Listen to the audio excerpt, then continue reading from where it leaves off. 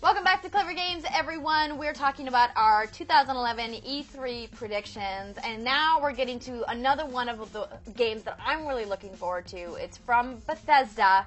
It's called Rage. I thought she was going to say Skyrim, and I was going to freak out, because Skyrim's my big #1 game of the show. We can talk about Skyrim first. Let's talk about Rage. Rage looks very, very good. It does look great. It looks very good, and I think it's going to be impressive from a technological standpoint, and it looks like the gameplay is going to even match that.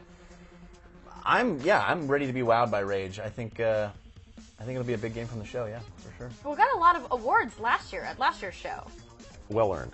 Well earned. I think it's really interesting to see id sort of maturing here, in that always before where they introduced new tech, it was with a franchise shooter that was very much just gunplay oriented for them. It would be a Doom or a Quake, and it was all about the multiplayer. It's all about fragging other guys. Here, yes, they have a multiplayer game, but they intentionally built a multiplayer game that matches the story, because they're actually saying, hey, the Rage, we're making a new IP. We're excited about the IP. We're excited about taking you to the Wasteland, and we think that's the most important thing about this game.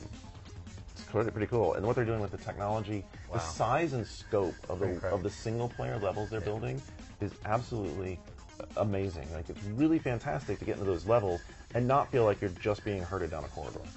Absolutely, and that was the thing that really stuck with me when I saw the demo last year at E3, and have subsequently gotten to see a little bit more footage.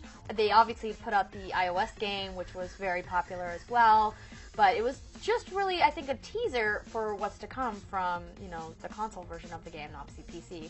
I'm really excited to kind of get into the world, because there's obviously a lot of post-apocalyptic settings for games, and I think this one is really kind of unique in the way that when I talked to some people over at Bethesda about it, they were really describing how they took the time to create unique AI and how they can improvise. And I think that we're really seeing a lot of games are taking the AI and making it better. And I think that Rage is one of those games that I really have a lot to expect from the AI in the mutant gangs and all the other people. And I heard a little bit about multiplayer as well, and how you're going to be able to play different factions of humans and things like that. But, I mean, I don't know if that's confirmed. It's just rumor. I didn't get to go to the fancy Bethesda event like some other people I know. There's two components to the multiplayer. There's the cooperative part where you're playing the missions of the Wasteland, and those are side stories. So, as you're going through any sort of fiction, there's always there's a protagonist, and he's going through all these events, and there's always conversations where you hear like, oh, well, the sheriff had this happen the other day. So you'll be telling all those stories that fill out the rest of the adventure. But the combative multiplayer, where you're like taking on other people, is all buggy based. So it's really? you're all driving these custom buggies. Buggy based. Yeah, I think they're calling it a combat rally. And it takes place very much like in a Quake universe, because it does have icons that pop up over power-up locations, and so you're still getting quad damage. As a matter of fact, they're still thinking about using the announcer, so they showed that. But it captures the Quake feel, because if you played Quake very much, it's a very fast-paced game. Yeah. And gotta keep moving forward. So putting you in a sand buggy, again, same sort of thing. Super fast, almost out of control, picking up power-ups, racing around the map. Yeah. It has that same sort of feel, but it's a little bit different. It gives you something that's not the same old, I'm running around with a gun, shooting another dude. That's true. I mean, and I think the idea of that there being two separate factions that you're fighting is also intriguing as well, because normally it's one side versus one side.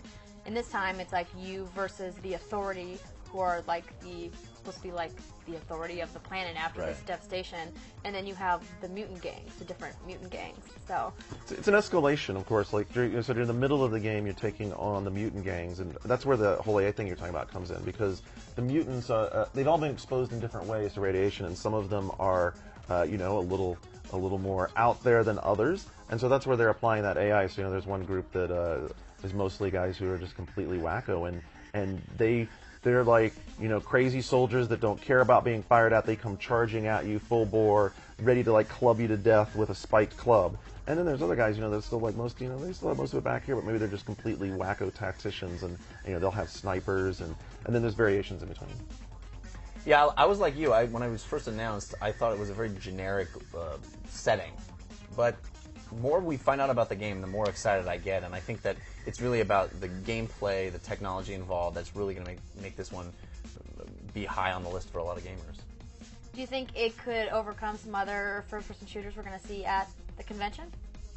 Well, I think that it's actually one of the ones to be overcome. I think For it's sure. standing out there right now as, you know, top tier, very big open world gameplay, great single player, cooperatives, online play, and multiplayer. That's a pretty big package, especially when you bring in id Tech 5. Yep. Yeah, absolutely. So definitely one of the ones I'm looking forward to checking out and getting some time to play. I haven't gotten to play it yet. I know that they're going to have a playable demo, so looking forward to that. But we can't talk about Bethesda and not talk about Skyrim. Yeah. We could. Well, we could. We could, but I would might be burst. sad. Yeah, that's my number one most anticipated game of the year. I am over the moon for these type of games. Oblivion is in my top 10 of all time.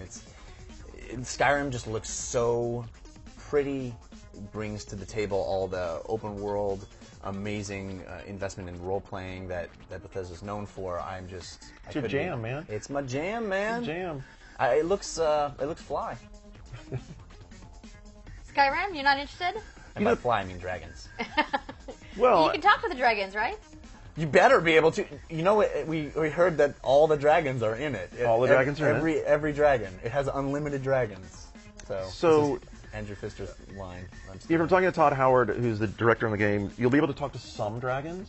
Yeah. Part of the way that they have the universe set up is that dragon's breath is actually them speaking to you. Is their speaking, and as part of their Annoying. speaking is that they have this breath, and so there are some dragons, depending on what type they are, who are able to control that and still communicate, and there's others who are just more feral, and they breathe fire on you and kill you, and that's the end of that. Hey, dude. Oh, jeez, I'm sorry. Thought we could be buddies. Still learning. But there's so much that's going into this game that I have the same concern I have with all the Oblivion games, which is losing the track of the central story arc.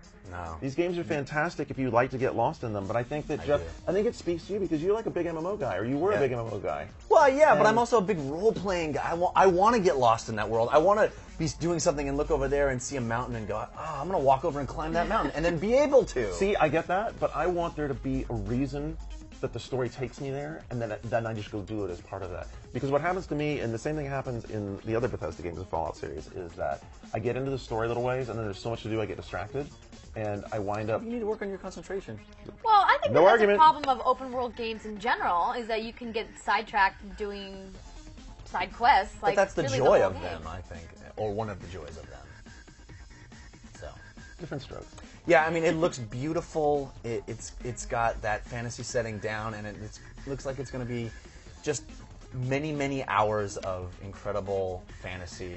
And the combat system is revamped. I mean, Tremendously improved. It looks great. Tremendously improved combat. You can play the entire game in third person now. They put a lot of work into that. I think that they've taken some cues from how popular third person action games are, especially role playing world, that looked really good.